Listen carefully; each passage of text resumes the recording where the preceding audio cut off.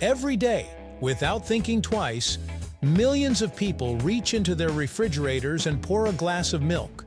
Whole, low-fat, or skim, it seems like a simple choice, guided by habit, labels, or something we were told was healthier years ago. But that quiet decision hides a surprisingly complex story. These milks all come from the same source, yet they taste different, feel different, and affect your body in very different ways. Some are rich and filling, another is engineered as a compromise, and some are the product of decades of fear surrounding fat. So what actually separates whole milk, low-fat milk, and skim milk? And which one truly deserves its place in your fridge? Let's break it down right here on History of Simple Things.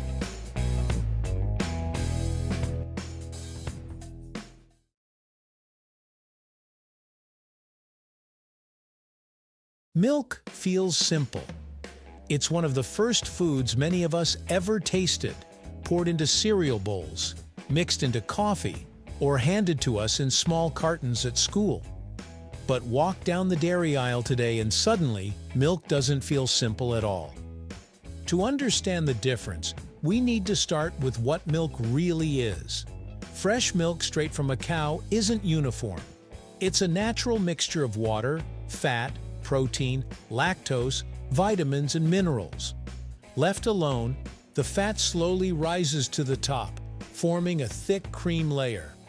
For most of human history, that's just how milk behaved. You drank it whole, cream and all, or skimmed the cream off by hand if you wanted butter. The idea that milk could come in standardized fat percentages is surprisingly modern, and it changed how we think about nutrition. Whole milk is the closest thing you'll find today to traditional milk. By definition, it contains about 3.25% milk fat, a standard set in the early 20th century to keep dairy quality consistent.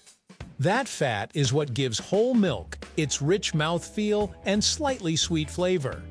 Fat carries flavor molecules, so when you drink whole milk, your brain perceives it as fuller and more satisfying. It's also why whole milk feels more filling than other types, even if the calorie difference doesn't look dramatic on paper. Nutritionally, whole milk offers a complete package. It contains protein for muscle repair, calcium and phosphorus for bones, potassium for fluid balance, and naturally occurring fat-soluble vitamins like A and D, vitamins that your body absorbs better when fat is present. That last part matters. Fat isn't just extra calories.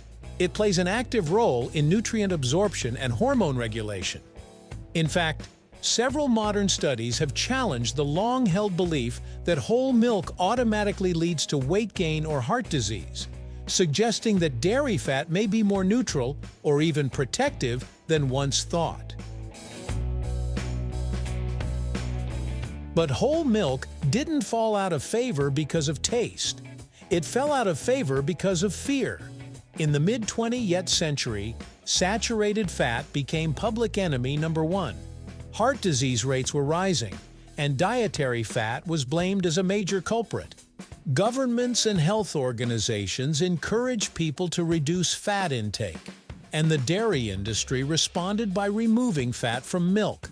That's where low-fat milk enters the story.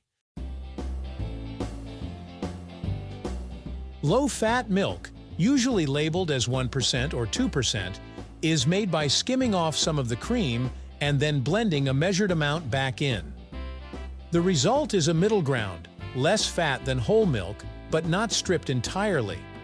For decades, low-fat milk became the default recommendation, especially in schools and hospitals. It was marketed as a smarter, heart-healthier choice that still tasted like real milk. From a nutritional standpoint, low-fat milk retains most of the protein, calcium, and minerals found in whole milk. The main difference is calorie content and fat level. Removing fat slightly lowers calories per glass, which seems helpful in theory. But here's the twist. When fat is reduced, satiety often drops too. Many people feel less full after drinking low-fat milk and may compensate by eating more later, sometimes negating the calorie savings entirely. There's also the issue of vitamins. When fat is removed, naturally occurring vitamins A and D go with it. To solve this, manufacturers add these vitamins back in, which means low-fat milk isn't nutritionally inferior, but it is more processed than whole milk. That doesn't make it bad, but it does mean it's no longer a simple, less of the same product. It's a reconstructed one. Then there's skim milk, the most controversial of the trio. Skim milk contains less than 0.5% fat, which is why it tastes noticeably thinner. The fat is almost entirely removed, leaving behind water, protein, lactose, and minerals. From a calorie perspective, skim milk looks impressive. It's the lowest calorie option, sometimes containing nearly 40% fewer calories than whole milk per serving. For years, it was the gold standard for dieting and weight control. But skim milk has a problem that numbers alone don't capture: the texture and satisfaction. Without fat, skim milk doesn't coat the mouth the same way. That creamy sensation your brain associates with nourishment is gone. Some people describe skim milk as chalky or watery. And that's not just preference, it's physics. Fat globules change how liquid flows across the tongue, influencing both taste and enjoyment. So which milk is best? That question doesn't have a universal answer because it depends on context. Whole milk may be ideal for children, growing teens, people with higher calorie needs, or anyone who struggles with appetite regulation. Low-fat milk suits those who enjoy milk daily but want a balance between taste and calorie control. Skim milk may work for individuals managing specific medical conditions or those who simply prefer it, and preference matters more than we admit. What's important is understanding that milk fat isn't the villain it was once portrayed to be. Nutrition science has evolved, and so has our understanding of how whole foods work in the body. In the end, milk isn't a moral choice. It's not good or bad. It's a tool. And like any tool, the right one depends on how you use it. Thank you for watching. If you have suggestions for our next video, feel free to share them in the comments below.